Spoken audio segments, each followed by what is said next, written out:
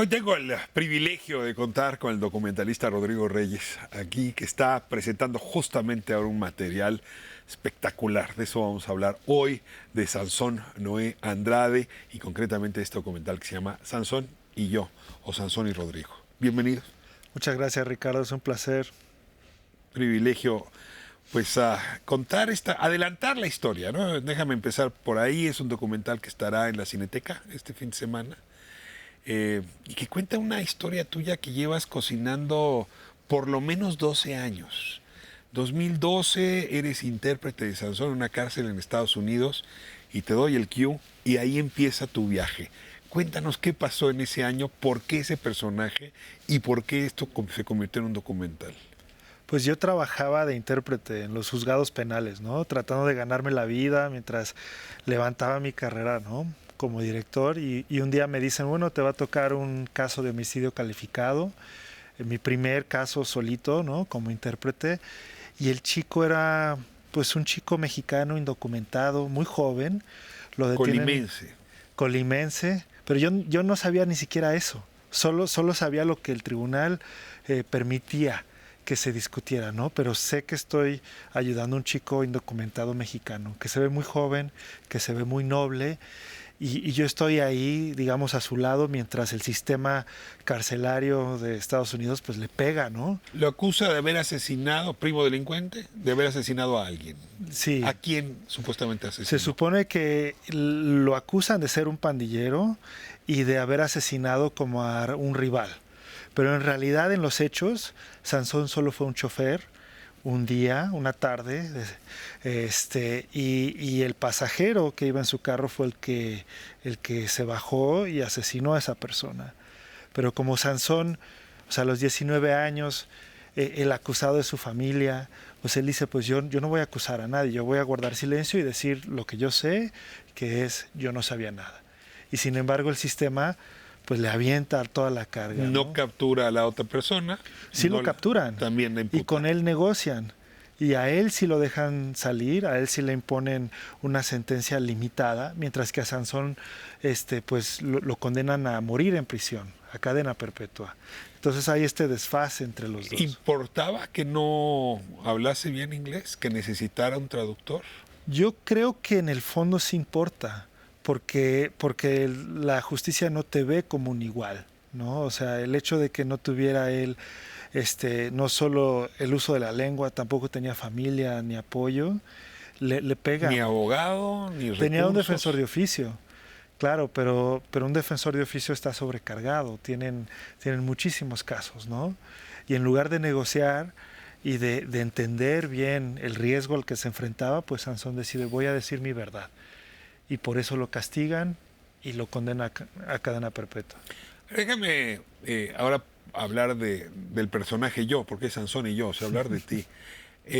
Tú pudiste haber hecho tu trabajo, la traducción, decía Remedios Varo, llevar el pan y el vino a la mesa, ¿no? Y irte. Pero hay algo en este encuentro que te obliga a quedarte todos estos años. ¿Te acuerdas ese momento que dijiste, ya no puedo voltear a otro lado, tengo que mirar a esta persona y a ver si mi arte o mi talento sirve para sacarlo de aquí?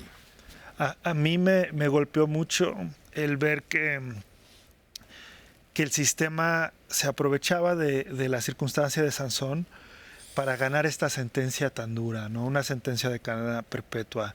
Y esa incapacidad de decirle, oye, ¿cómo te llamas? O sea, o quién eres más bien, ¿no?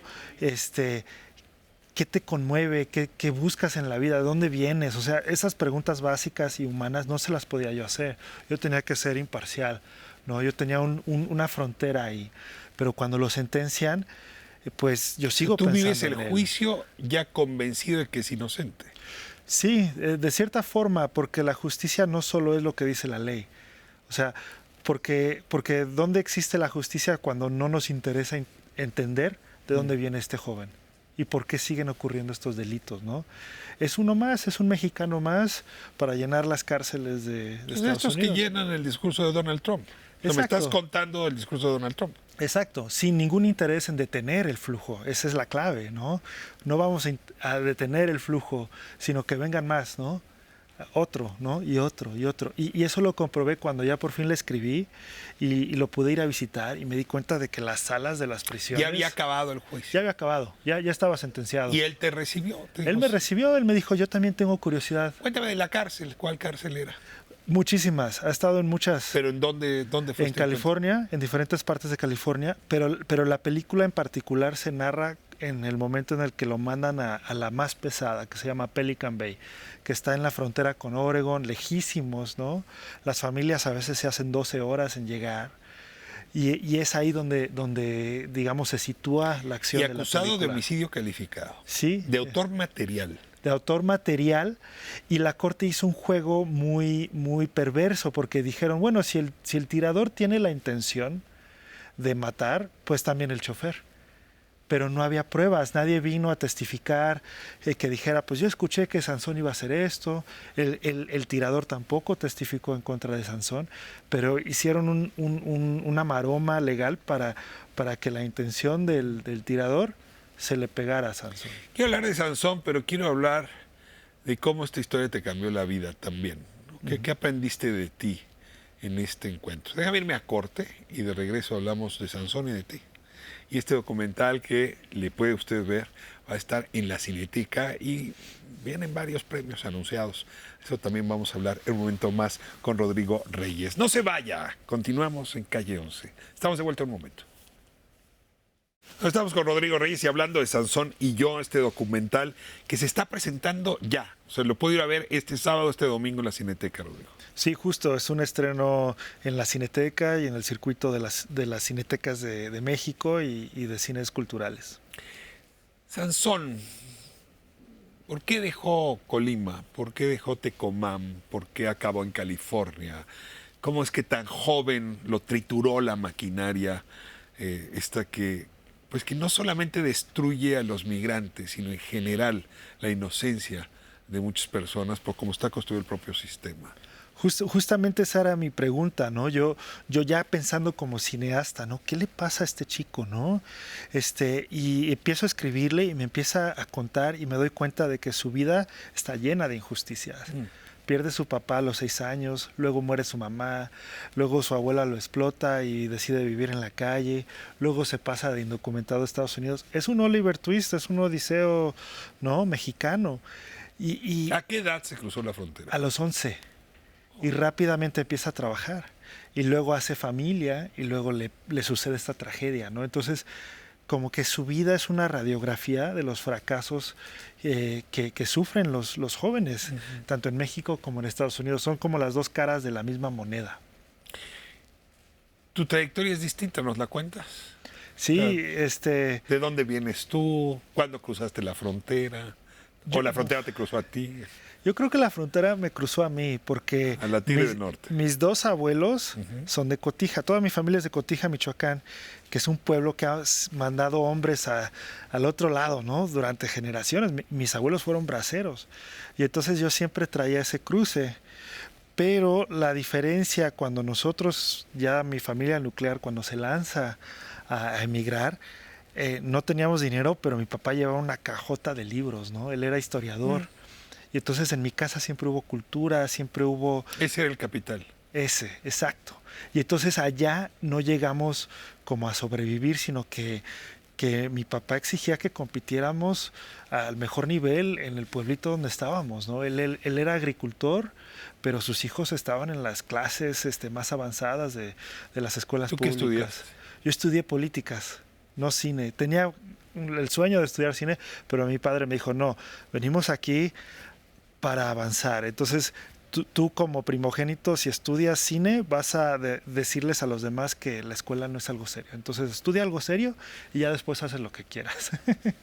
¿Haces políticas y en qué momento te metes al cine? Inmediatamente, tan pronto me dan mi diploma, me pongo a hacer películas como Dios me dé a entender, ¿no? Autodidactamente. Ahora, la historia de Sansón es una historia política y de cine.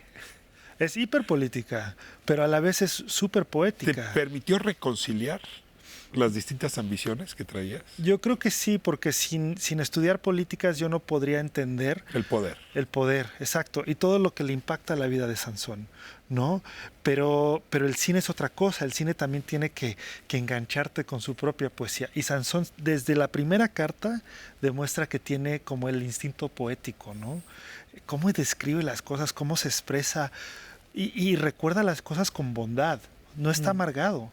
Él recuerda con cariño incluso los momentos más dolorosos. Me quedan 2 preguntas y 3 minutos. La primera, en realidad, tiene 2 respuestas. ¿Qué cambió en ti a partir de este documental? ¿Y qué crees que cambió en Sansón, el trabajo contigo en el documental? Yo creo que en mí lo que cambió fue descubrir el poder de escuchar. El escuchar como un acto radical, ¿no? De no llegar a la realidad con tus ideas, sino decir, a ver, ¿tú qué estás viviendo? Y a partir de ahí reconciliar tu arte con la realidad. Yo lo aprendí de Sansón porque es una persona que nunca me ha perdido la confianza, que nunca se ha rajado, digamos, ¿no? Escribe lo que yo le pida, está presente, se anima, ¿no? Y en él yo creo que lo que ha cambiado es que se da cuenta de que tiene mucho poder, de que a pesar de que está dentro de la prisión, eso no lo define. Las palabras, el trabajo contigo. Exacto. Y el verse a sí mismo y decir qué quiero hacer con mi vida. He sobrevivido todo esto, ¿a dónde quiero ir? Ahora, tú has dicho que esta pieza de arte tendría que ayudar a Sansón a salir. ¿Crees que ayude a que Sansón salga? Yo creo que sí, ya está saliendo, o sea, su espíritu ya está volando por el mundo, ha ganado premios en Reino Unido, ha viajado a la película a Australia, a Nueva York. Ahora, hablando ¿no? del terrible sistema penal estadounidense, ¿también? ¿Eh? O sea, ¿crees que la llave del sistema penal también la puede abrir? Concretamente, yo creo que sí. Justo ahora, gracias a la película, hemos conseguido un nuevo abogado y su caso está regresando a los tribunales. Entonces, en algún futuro posible, Sansón puede quedar libre. Digo, la verdad es que es un privilegio escucharte, ¿no? Hay sabiduría cincelada en estas experiencias. Y sí es en esas experiencias extremas, la de la cárcel entre ellas, que uno aprende cosas que en el corazón de la ciudad uno no aprende, ¿no? Sí, justamente. Y bueno, admiro mucho tu trabajo y sé que tú también has tenido experiencias, ¿no? Con el sistema penal. Y creo que nuestra labor es esa, ¿no? De rescatar algo de esas experiencias y compartirlo, ¿no? Y generar preguntas que el público no espera, pero que necesita profundamente.